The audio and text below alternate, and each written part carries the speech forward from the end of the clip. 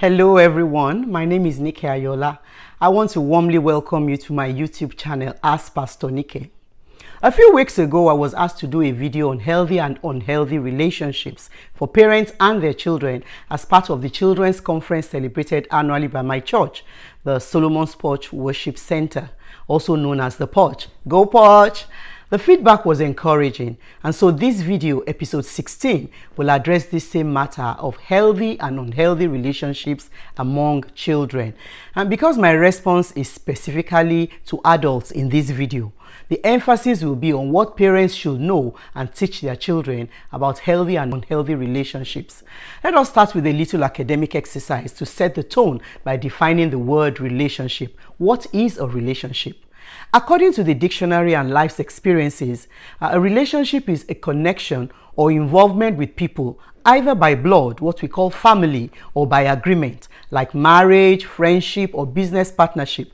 These are some examples of relationships that are forged by agreement. A relationship is also a connection with others, and these others could be humans, animals, or even inanimate objects based on emotions, and the emotions can be good or toxic ones. When this connection is by natural blood, that is family relationships, we usually have no control over who is a part of it. For example, nobody gets to choose their parents or their siblings or other relatives. Now, as with every rule, we know that there are always exceptions. So some family relationships can also be based on agreement and not necessarily blood connection. For example, an adopted child, is one that is not based on blood. When relationship is by agreement, we have some control because it's a choice that we make. That opportunity to choose is what makes each one of us responsible. This is why we are all responsible for who we marry, who our friends are, and some of the business relationships that we forge. We may even push it further to the choice of the fellowship or church that we become members of. A healthy relationship is one where everything is as it should be. There are boundaries, and these boundaries are in place. Motives are pure and honest. There is transparency of actions, and each person in the relationship is doing what they should be doing, and of course, refraining from doing what they shouldn't. Now, I want us to start with family relationships, which are usually presumed to be healthy because they are ties of blood. And maybe we've heard it before that blood is thicker than water. Now, because of this presumption, people, adults and children alike, usually let down their guards, just assuming that, oh, that's my brother, oh, that's my nephew, it's my sister or my niece, or it's my uncle, and so I can entrust my loved one, my child, or even myself to their care. Unfortunately, we see a lot of unhealthy blood relationships today. In my book titled Don't Ruin Their Lives, I emphasize that though family loyalty is important, we must establish and enforce boundaries for our children when they interact with immediate and especially extended family members. A child's natural instinct to trust makes him or her vulnerable, so it's our duty as parents to cover them. Now, statistics show that children are hardly abused by total strangers. So these blood relatives that we allow into our kids' spaces have to be closely monitored. It is sad but true that more children than we know and can account for have been sexually molested at one time or the other in their lifetimes. And so as parents, when we see an unusually close relationship between any of our children and a relative, especially a relative of the opposite sex, we should never take it at face value. While I'm not saying that we become suspicious of everything and everybody, I would like to repeat that an anonymous quote that is very appropriate here. And that quote says, "Don't ignore the red flags. Often is exactly what you think it is." As parents, we have to teach our children that any cousin, uncle, auntie, or close family friend who gives them things, like gifts, presents and such, or tells them stuff, like secrets or things that is just between that child and the adult, or does things to them, like kiss them when they are alone, or for female children, an adult male asking them to sit on their laps, or anyone who exposes them to any form of nudity, things that they insist that our children should not tell us their parents about. Please, I want us to teach our children that anyone who does anything like I have mentioned, or things that they feel uncomfortable about, is suspect and probably a predator. Help them to understand that such relatives don't truly care about them and such relatives should be reported immediately. And parents, please, when your kids tell you something or they are trying to, make sure you pay careful attention and listen to them. Try your best not to wear your feelings on your face while they are talking with you. And as you give them your undivided attention, you will hear more than the words that they are trying to say. And to mothers especially, please know that our intuitions are usually right. What we think very often is the case. Now, it's also good to maybe have a grandparent, a Sunday school teacher, or a mentor, someone that your children can confide in. Let your children know that it is dangerous to keep quiet. Our children must not let anyone steal their voices. Now, let us talk about relationships over which we have some measure of control, the ones that are based on agreement.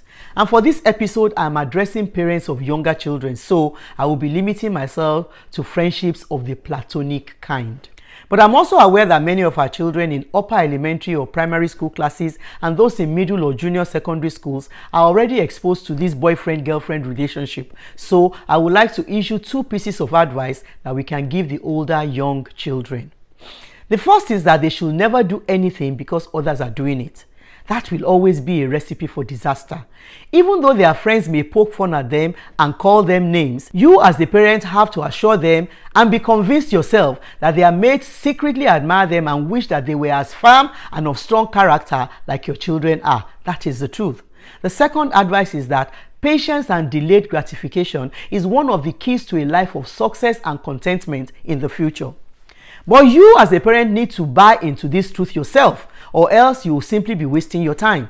Someone said that patience is superpower, and it's the truth. The best things always come to those who wait, so they should make the choice to wait. They will have more than enough time in the future to have the love relationships, that people so hype about these days. Concentrating on the beautiful future that they want by paying attention to their studies should be their priority for now. Many times we parents organize or allow our children to participate in programs, functions, festivals, and celebrations that are not designed or appropriate for children. Some of these programs only complicate our children's lives and create problems for their love relationships in the future. Now, let me refer us parents to this scripture in Songs of Solomon chapter 3 and verse 5, which says, "Promise me, O women of Jerusalem, by the gazelles and wild deer, not to awaken love until the time is right." I saw a YouTube video of a 5 or 6-year-old boy who took flowers and chocolate to the home of another 5 or 6-year-old girl. It was during a Valentine's Day celebration. Now, this little boy was very well dressed in a black suit and was so politely mannered as well. Honestly, the reaction of anyone who viewed that video would be, "Oh, how sweet." At least mine initially was. I was particularly impressed that that little boy didn't even ask for or get a hug until the girl's parents called him back for one. Now, both sets of parents have done exactly what the scripture says not to do. They have attempted to awaken love when the time is not right. Please, parents, let our children be children. Don't give them an unnecessary and dangerous leverage or create the opportunity for them to be children adults. We have to make sure that their clothes, their privileges, and their friendships, all of these are age appropriate. Now, let us go back to platonic friendships for a little bit now. In my latest book, From Princess to King, I emphasize the importance of monitoring our children's exposure to friends and social media. This is because friends influence our thinking and in turn our actions. Actions determine character and ultimately our future experiences and destiny. Friendship has the power to influence a life for good or for evil and affect the direction of a person's future. We have to guide our children in choosing their friends, especially when they are young. We should be involved at that stage because wrong choices will also have dire consequences. Proverbs 22 and verse 5 in the Passion Translation says, "Twisted and perverse lives are surrounded by demonic influence. If you value your soul, stay far away from them." I recommend that parents be unabashedly involved in determining who their children will relate with. As children, they haven't developed the life skills needed to make these correct decisions at this stage of their lives, so you as the parent have to be in their business. As our children are growing, it is critical that we teach them individual thinking and refusal skills. Now, time will not permit me to expatiate on this, but I assure you that you will get more information on these 2 life skills from chapter 16 of my book, From Princess to King. Let me round up with some red flags that we can all look out for when guiding our children about unhealthy relationships. First of all, our children must understand that who they make friends with is their choice. So if they feel pressure to be someone's friend by all means, like, they have no choice, it is a red flag. Secondly, a secret friendship is a no-no. People with ulterior motives will always ask others to keep the friendship a secret, especially adults want to be friends. Even in the future, when our children become older and have friends that are at a deeper level, secrecy is still a red flag. You have to help them understand this as a parent. Also, please teach our children that any friend who only tells them about what they own, or how they are better than your child, or how their own parents are better than you, that is a toxic friend. You need to cut him or her loose from your child.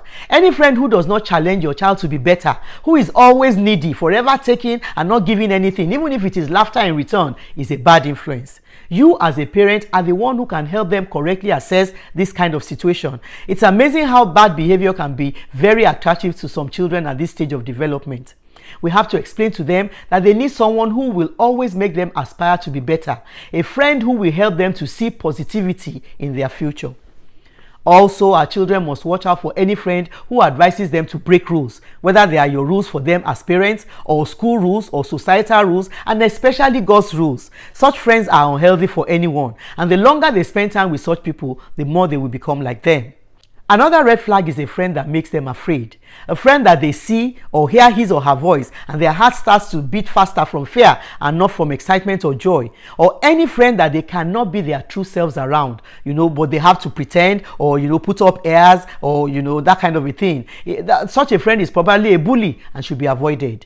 Any friend who never wants to hear or does not respect God's perspective or pokes fun at your children for their or your own Christian belief or faith will always be a drawback for them. They don't need such a person as a friend.